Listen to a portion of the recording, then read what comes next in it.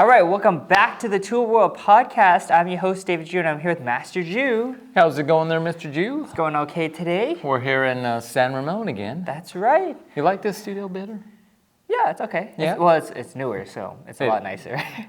The fresher paint, you know. Fresher paint, yeah, sure. Okay. I don't wonder what our listeners are thinking. Well, they can't even see it, so I don't think it matters.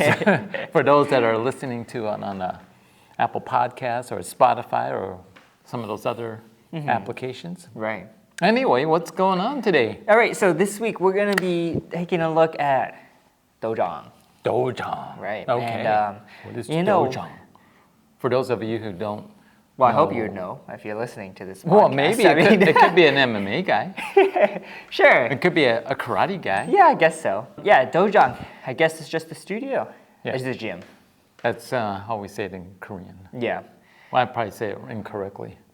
I say everything incorrectly, but that's a different story. Yeah. All right, so this week, I know we talk a lot about like competition, and then we talk about like Everything's tool competition. and everything. Okay, but go ahead, go. But this week we're going to talk a little bit about standards within your school. And in the past we've talked about going to competition, high level competition raises the bar of your own school, right? It can. It can make it better. Does, However, let's take a look at what is an acceptable standard for each rank, because not all students will be high level competitors. Right? Correct. You're going to have your general public, and they're just going to be your regular students. They want to become black belt, they're interested in taekwondo, they like martial arts. However, you have to have some kind of standard. Yeah. Right. And so what are your thoughts on that? Well, that's a good question, I think. Standard is really an opinion, in a way. I mean, my standard might be different than someone else's standard. So it can be your opinion, but then, your duty to ITF is to produce at least a good quality standard, right? I mean, you can't have a school that's like bad quality, or let's say you have a McDojo and then you just pass them out, right? Well, that's true too, but so what is right, what is wrong in your eyes for here, right? Right. I mean, I think that's why you would want a larger organization, because then you can see kind of a standard. Doesn't mean that your standard will be as good, or may be good or better or something, but a large organization where they're having an international structures course, that kind of helps with that standardization. So at least everyone's kind of on the same page. As far as when you look at some people, their kicks look better than another. Are they both effective? Could be, Someone could look like they have awful technique, and yet they could break lots of wood. I mean, I've seen that. Yeah.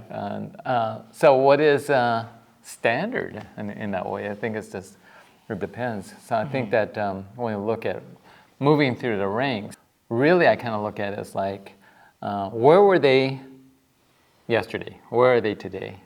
Are they improving or not improving? Because everyone improves at different rate, or they could be. It's all about standard, right? We have students that were, as a white belt, they were like, oh my gosh, they're going to be so awesome. They get to blue belt and go, what's going on here? They still kind of look like they're white belts. Yeah. The technique, it's not like it's gotten better or anything.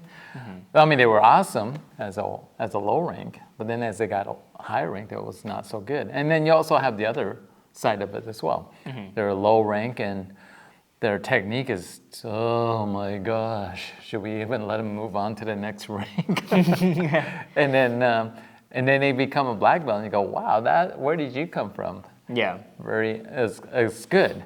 But is it good enough compared to another school? That's different too. Right.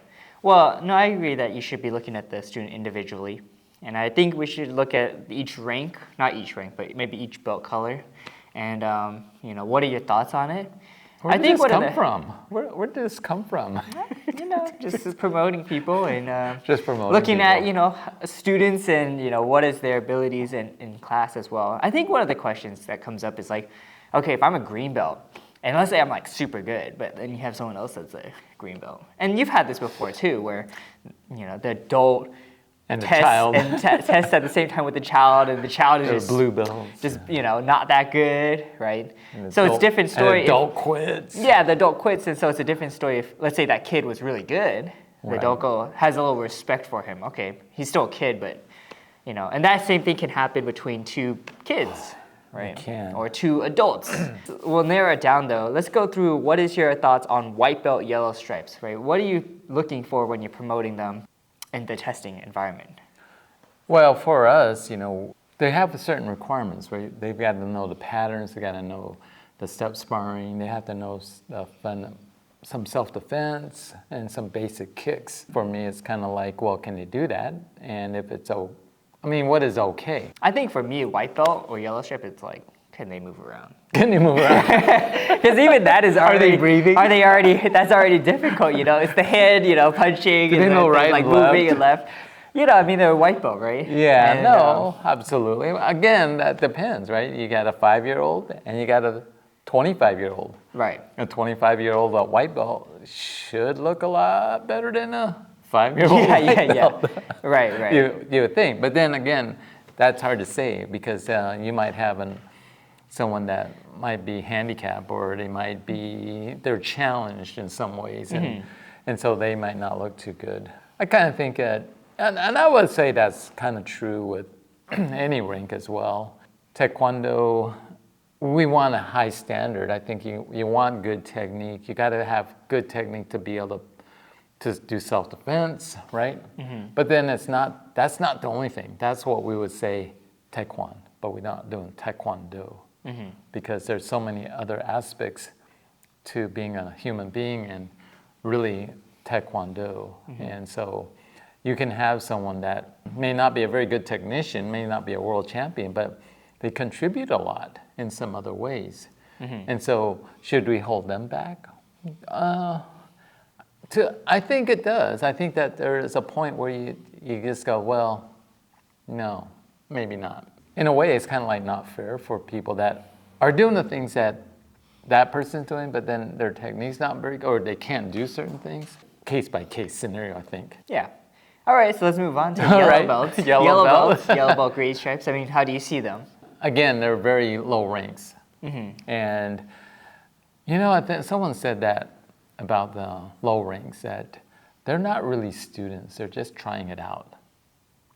They're more like consumers in a way. They don't really understand what it means. I was trying to see how you were going to beat around the bush on that one. He said they're customers. They're customers. They're just clients. In some ways, we're all customers and clients. And it doesn't matter if you own a commercial dojang or if you just do that out of your garage. They're still a customer to you, aren't they? Yeah. In a way. Yeah, they're not, well, unless you're friends and you just work out together. But that's a different story. Yeah, I guess.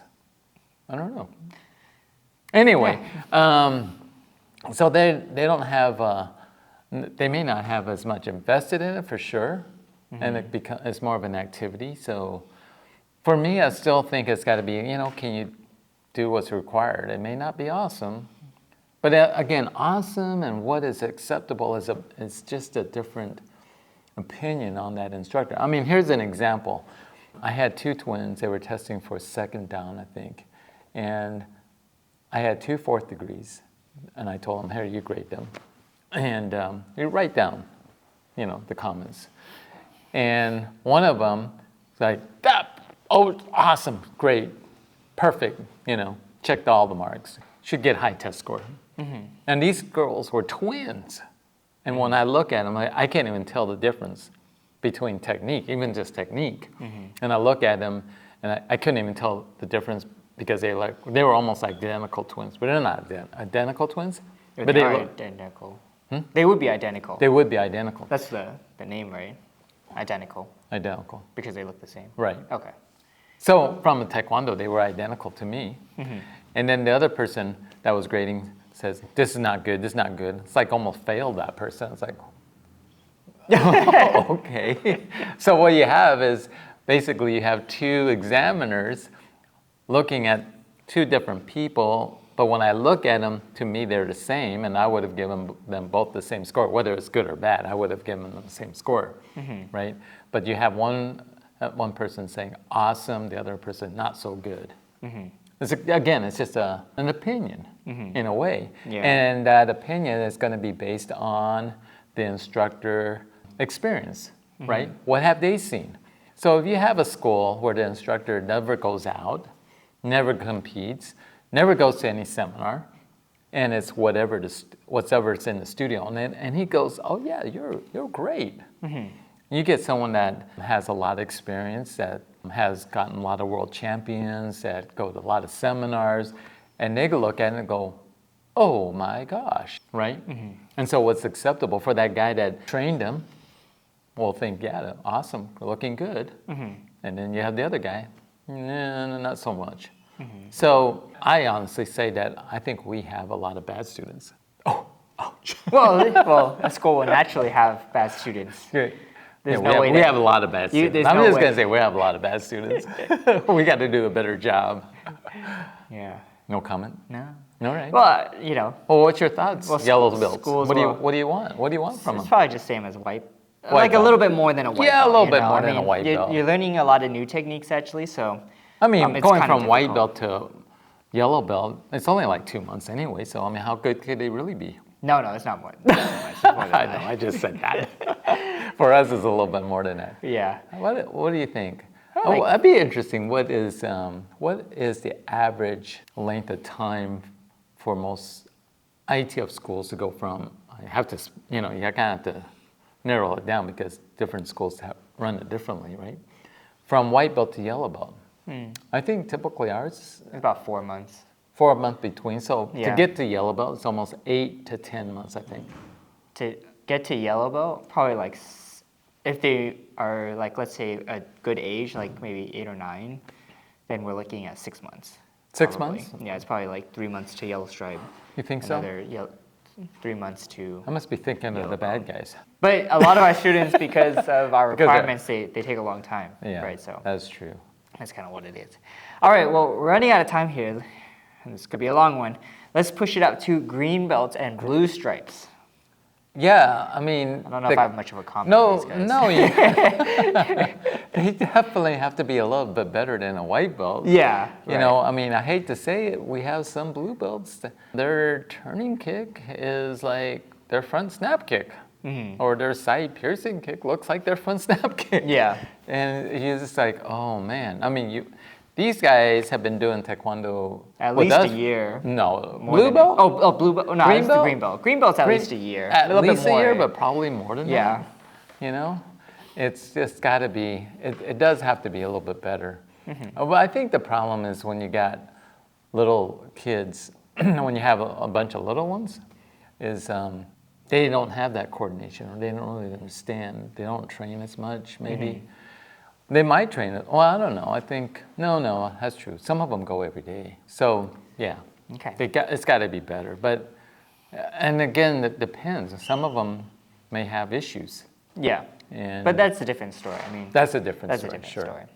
All right, let's bump it up. We are up to blue belts. That is a pretty high rank now. Yeah, it is a pretty high rank. Right. So what are you looking at? So now, I would say like green belt would be, gotta the put- higher standard. Higher standard, Definitely those absolutely. like lower ranking patterns should be pretty polished by now. I think, You yeah, know? I think that, when they're a blue belt, some of the really fundamental has to be there, right? Like a walking stance. When the stance is not, I mean, of course, we can have them too short or too long, but they just got to be solid. Like the Yeah. feet's got to be on the ground. Right.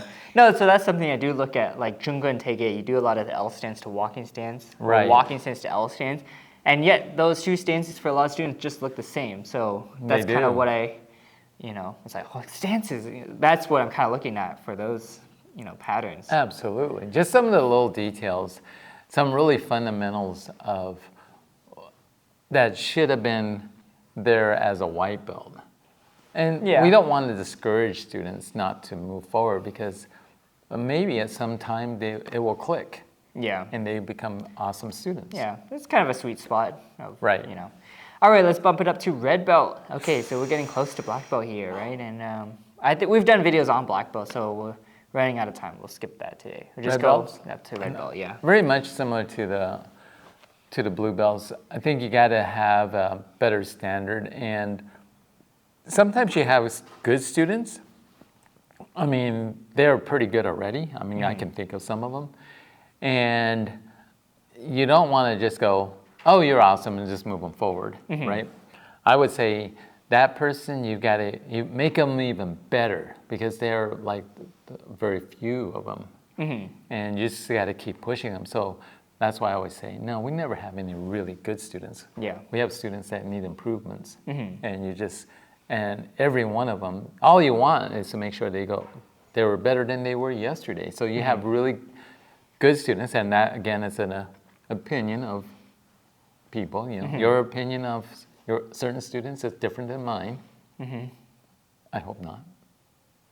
No, it sounds like it's pretty same. They're very much the same. Pretty much same when we looked at it the other day. Yeah, and then you just like those that you think are really good. You just got to make them better, right? That's kind of what I think.